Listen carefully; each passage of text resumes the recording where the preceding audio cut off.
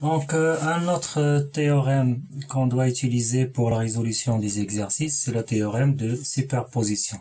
Donc, dans le théorème de superposition, on dit que si on a un circuit complexe où on a plusieurs générateurs, que ce soit des générateurs de tension ou des générateurs de courant, on peut remplacer le schéma pour calculer la tension UAB tel que on a UAB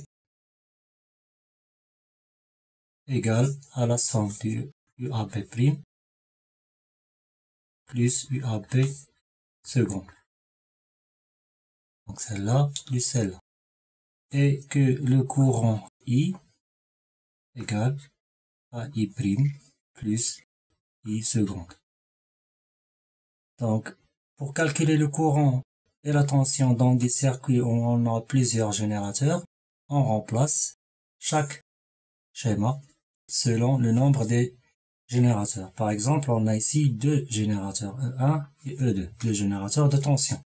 Donc, dans le premier schéma, on remplace le générateur de tension par un court-circuit et on laisse le deuxième et on calcule la tension UAB'.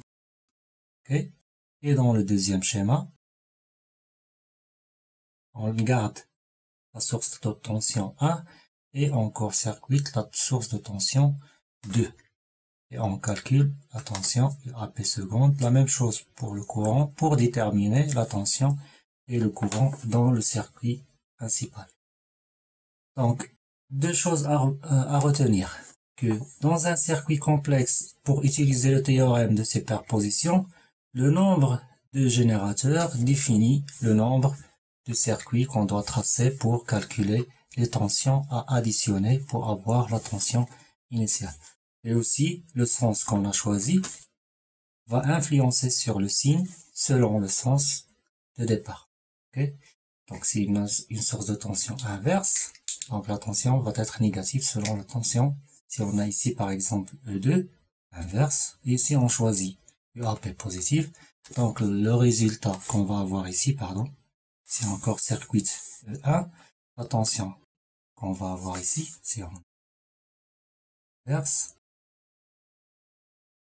Donc, la tension qu'on va calculer ici va être négative par rapport à celle qu'on a choisie. Donc, le résultat va être influencé et va influencer le signe.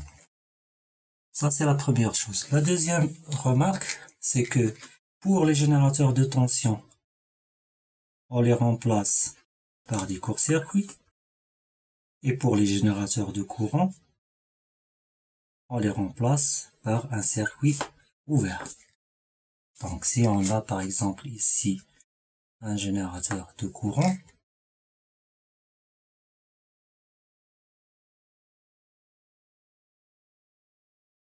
on remplace ici le générateur de courant par un circuit ouvert. Et dans ce schéma-là, on garde les générateurs de courant. Donc, deux informations à retenir. Le sens des générateurs et le nombre des générateurs influencent et impliquent le nombre des circuits et le sens des tensions, les signes et leurs signes, que ce soit pour les tensions ou pour les courants.